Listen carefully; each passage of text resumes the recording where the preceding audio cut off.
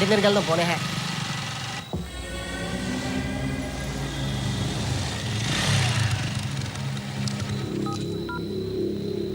అన్నా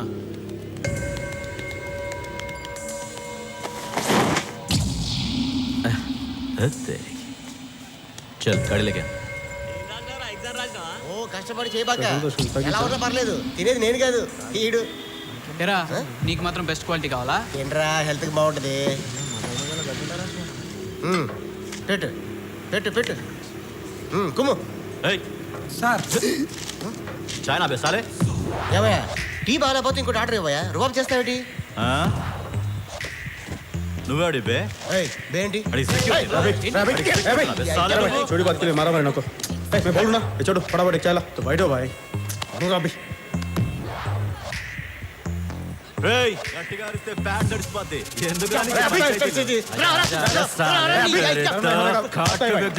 मैं बोल रहा भाई अभी जा जा लेके जा इसको. ఏట్రాడు ज्यादा होशियारी नहीं दिखाना थोड़ा रे. పోజు కొడతాడు రాడు. बने भाई రవి ఎవరన్నా ఒక్కరికి వాళ్ళ చెప్పు. రవి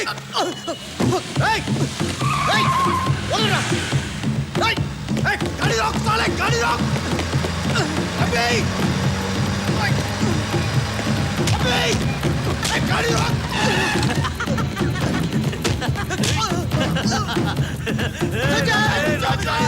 ఈ తలకాయ ఈరోజు పుస్తకాల్లో పోతుంది. రా రే రా రా రా.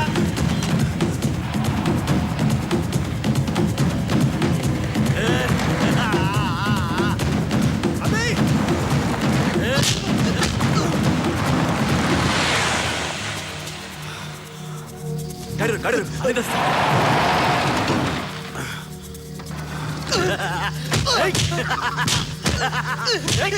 రారా రే రావరా దా దా చిక్నే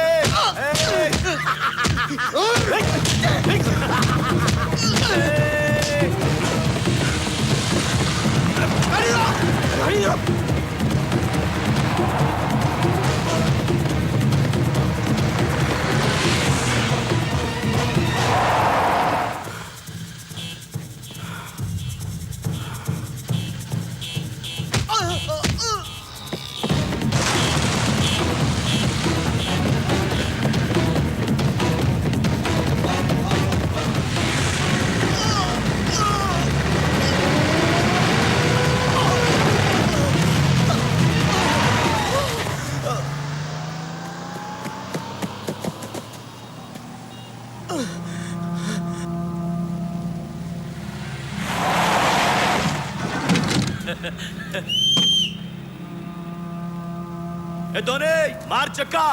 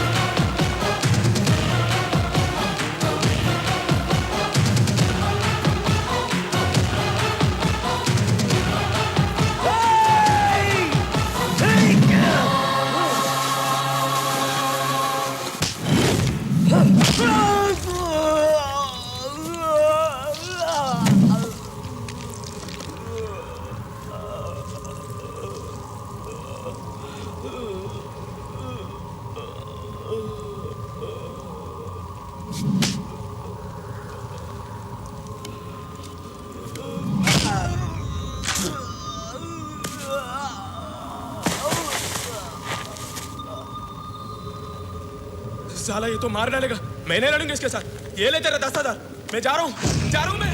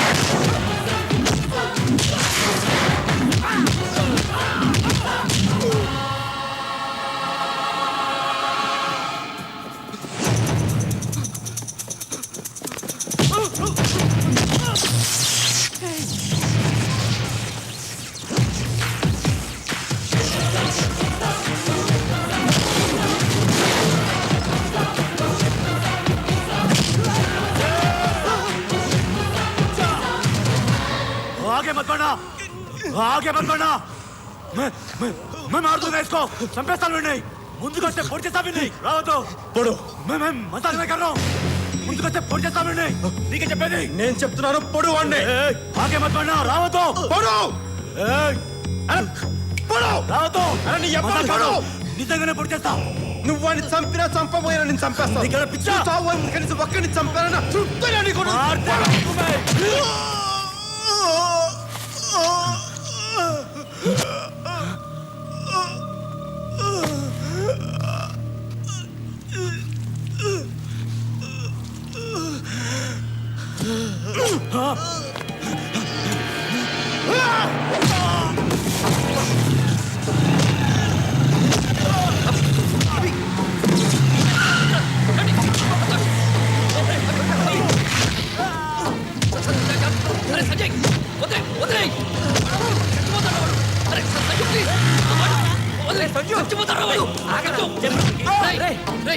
వాడు చచ్చిపోతే వాడి మనుషులు గుర్తుపెట్టుకుని మరీ చంపుతారా? నీకేంట్రా తాడు బొగ్గిన లేనివాడి ఎలాగైనా బతుకుతావు? రే కానీ మేము ఇక్కడే బతకరా? రే మా కష్టాలు నీకేం తెలుసా? కష్టాలా ఏం తెలుసు? కష్టాలా ఏంటన్నా అది కష్టాలరా ఖరీదైన బైకులో తిరుగుతూ ఏసీ రూమ్లో ఉంటూ వేల రూపాయలు గుడ్డలు డిజైనర్ గుడ్డలు వేసుకుని తిరుగుతూ రోజుకి 1000 రూపాయలు ఖర్చు పెట్టే నీకు కష్టాల గురించి మాట్లాడే హక్కు లేదు. కష్టాలు ఎలా ఉంటాయి, నిజ జీవితంలో కష్టాలు ఎలా ఉంటాయి నేను చెప్తాను, నువ్వు విను. ఈరోజు నువ్వు స్కూల్కి వెళ్ళాలంటే 4 కిలోమీటర్లు 4 కిలోమీటర్లు రోజుకి 8 కిలోమీటర్లు నడవాలన్న సంగతి నీకు తెలుసా? నాకు తెలుసు. అన్నం అంటే జొన్నన్నం తినాలని, వరన్నం 6 నెలలకి వండుకుంటారని, పరమాన్నం వండినప్పుడే పండుగ అంటారన్న విషయం నీకు తెలుసా? నాకు తెలుసు. ఆడుకోవాల్సిన పశు వయసులో సరైన వైద్యం అందక బిడ్డలు చనిపోతారన్న విషయం నీకు తెలుసా? ఆకలేస్తే నేల వైపు, దాహం వేస్తే ఆకాశం వైపు చూసే మనుషులు ఇంకా బతుకున్నారు ఈ సమాజంలో. నువ్వు బతుకున్న ఈ సమాజం ఉన్నారని ఇంకా తెలుసా నీకు? తండ్రి చనిపోయిన 6 గంటలకి తల్లి చనిపోతే ఆ బాధ ఎలా ఉంటుందో ఎప్పుడైనా అనుభవించావా? నేను అనుభవించాను. కంటికి కనిపించిన ఏదో ఒక శక్తి కొన్ని టన్నుల బరువుతో భూమిలోకి తొక్కుతున్నట్టు నీకు ఎప్పుడైనా అనిపించిందా? వయసులో ఉండగానే బాధతో భుజాలు కుంగిపోవటం ఎప్పుడైనా అనుభవించావా? నువ్వెప్పుడైనా అనుభవించావా? మనకి సమాజంలో బతకడానికి మన దగ్గర ఉన్న పేరు, మన దగ్గర ఉన్న అధికారం, మన శక్తి ఏది సరిపోదు. ఈ జనం మధ్య బతకలే దూరంగా పారిపోవాలి నీకు ఎప్పుడైనా అనిపించిందా? అడవి నీకు ఎప్పుడైనా అమ్మలా కనిపించిందా? తుపాకీ పట్టుకుంటే ధైర్యంగా ఉంటుంది నీకు ఎప్పుడైనా అనిపించిందా? బతకాలంటే ఇంకొకరిని చంపడం తప్ప మనం బతకలేమని అనిపించిందా? నాకు అనిపించింది. తుపాకీ పట్టాను, అడవిలోకి వెళ్ళాను, నక్సలైట్ అయ్యాను.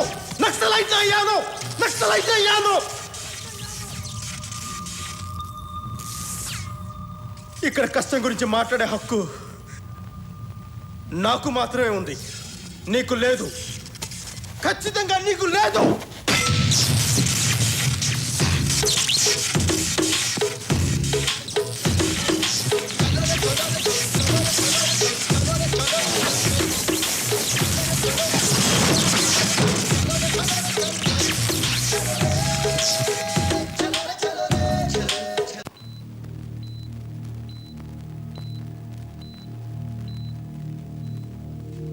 నేను చెప్తాను. ఐసీయూలో ఉన్నాడు ఇంకా. డాక్టర్ గారు ఎగ్జామిన్ చేస్తున్నారు. ఏ విషయం తెలిసిన వెంటనే నేను ఫోన్ చేస్తాను. ఎలా ఉంది సార్? మేజర్గా ప్రాబ్లం ఏం లేదు సార్. రికవర్ అవడానికి 1 వీక్ 10 డేస్ పడుతుంది సార్. టెన్షన్ పడాల్సిన అవసరం లేదు. Hello, out of danger. Sanjay Sahu. అప్పటిదాకా అతని ఎత్తు బరువు మాత్రమే తెలుసు. ఆ రోజు మొట్టమొదటిసారిగా అతను లోతు చూశాను. కరీంనగర్ జిల్లా భూమిరెడ్డిపల్లి గ్రామంలో ఒక రైతు కుటుంబంలో పుట్టాడతను.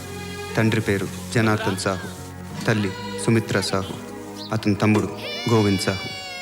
వీళ్ళ కుటుంబం WHO లెక్కల ప్రకారం రక్షిత మంచినీటికి 4 కిలోమీటర్ల దూరంలో, ప్రభుత్వ ఆసుపత్రికి 8 కిలోమీటర్ల దూరంలో, ప్రాథమిక విద్యకి 10 కిలోమీటర్ల దూరంలో, దురదృష్టానికి బాగా దగ్గరలో బతుకుతున్నారు.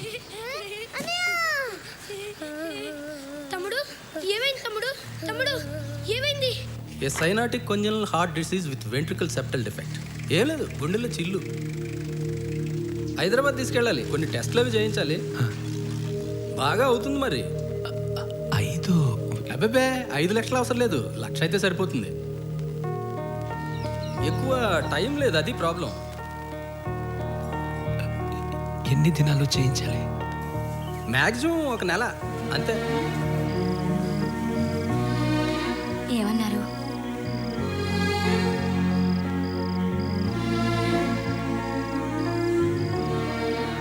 నీరసం వచ్చి పడిపోయాడంతే.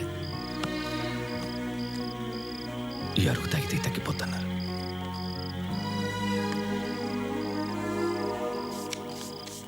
ఆ కుర్రాడు చాలా చురుగ్గా ఉండేవాడు. అందుకే డాక్టర్ చెప్పిన దానికన్నా 10 రోజుల ముందే చనిపోయాడు.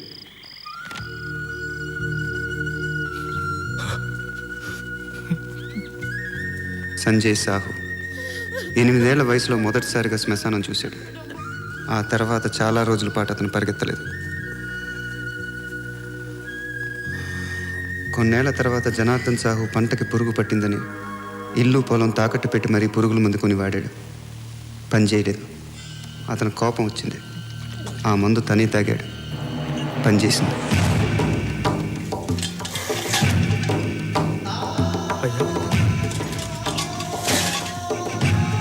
అయ్యా నాయనా నాయనా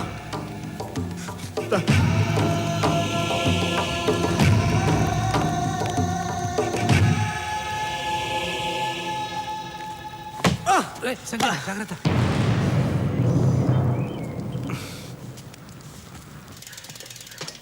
సంజయ్, నువ్వు లోపల అమ్మ దగ్గర ఉండు. నిన్నటి నుంచి మీ ఇద్దరు అసలు ఏం తినలేదు. నేను వెళ్ళి టిఫిన్ తెస్తా.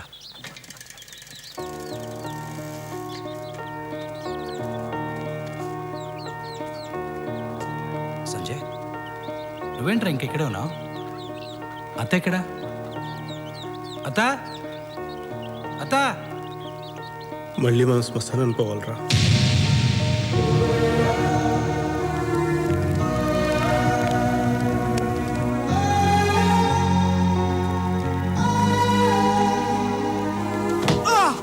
సంజయ్, కాలుకి ఏమైనా దెబ్బ తగిలిందా? ఏంట్రా, ఏమైందిరా?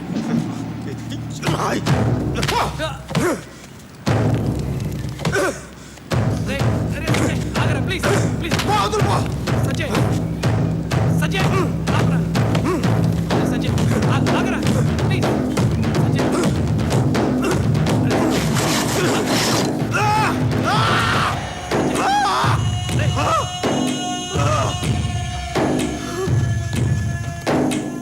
ఈ రాయి ఎవరిదో తెలుసా? ఇది సార్ సరిహద్దు రాయిరా. ఇక్కడి నుంచి కనబడే 1000 ఎకరాలు ఆయనదే. అలాంటి ఆయన సరిహద్దు రాయి మీద చేసే అంత మగాడివా? ఆ రాయే పీకేస్తావా? ఏంట్రా కొడతావా?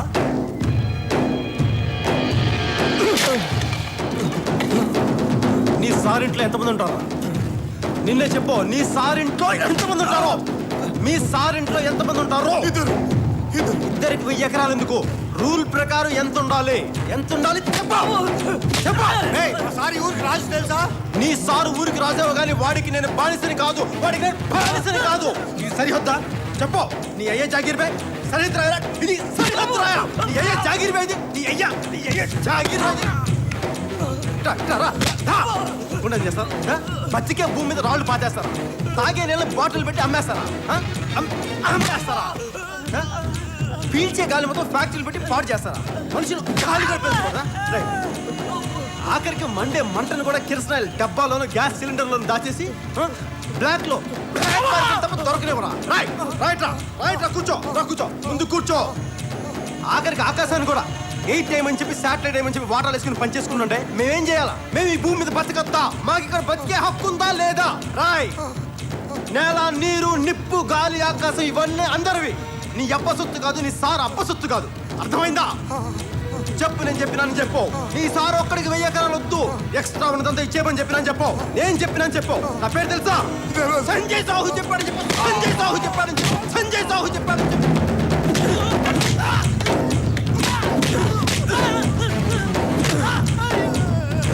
అరే సంజయ్, ఆపరా ఆపరా ఆపరా.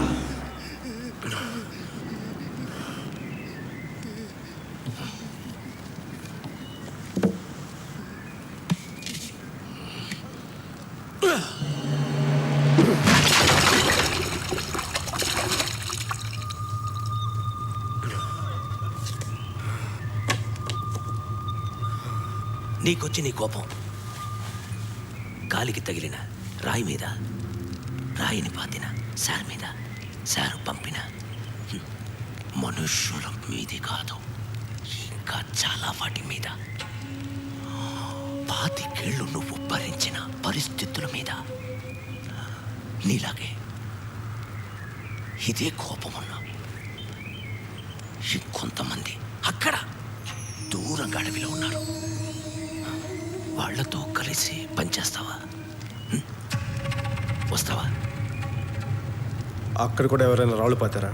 పద పీకుతాం.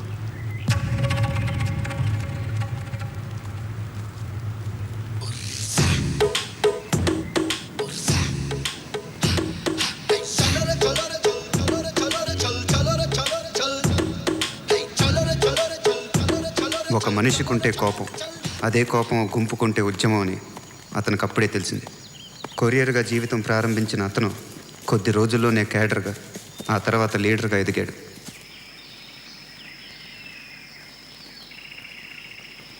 ఎవరి కోసం ఈ గిఫ్ట్? నెక్స్ట్ వీక్ కాన్వాయ్ వస్తుంది. వాడి కారే పేలాలని రూలే ఉంది. కాను అయినాక డజన్ కార్లు ఉంటాయి. ఎవరి కారన్నా పేలచ్చు కదా. ఆడు కారు వెళ్తే ఆడే పోతాడు, పక్కోడు కారు వెళ్తే భయపడిపోతాడు. ఏదైనా బెటరేగా. వాడి మీద కోపంతో అమాయకులను చంపాలనుకోవడం తప్పు. మనం చేసేది యుద్ధం, ఇందులో తప్పు రైట్ ఉండవు. గెలవటం ఓడిపోవడమే ఉంటాయి. అమాయకుల కోసం చేసే యుద్ధంలో అమాయకులు చనిపోతే మనం చేసే యుద్ధానికి ఇక అర్థమే ఉంది.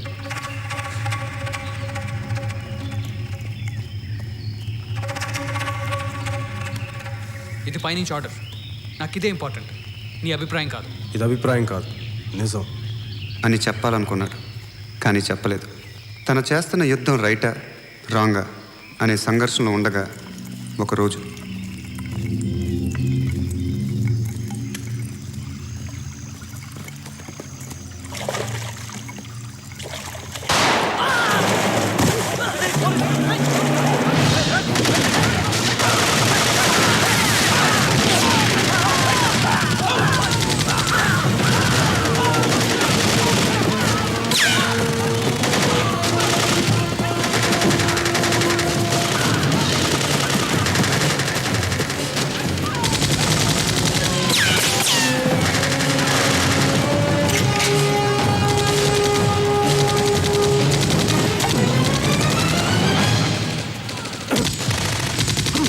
ముందుకెళ్ళకు చస్తావు. ఎంతమంది ఉన్నారు? రఫ్గా ఒక 5-6 ఉంటారు. జల్బా కాదు, సైనస్. మందులని వాళ్ళపోయావా? మందులే వాడలేదా? ఏం వాడినా చచ్చేదాకా పోతుంది. అయితే ఓ పని చేయి, కొంచెం ముందుకెళ్ళు, మొత్తానికే పోతాం.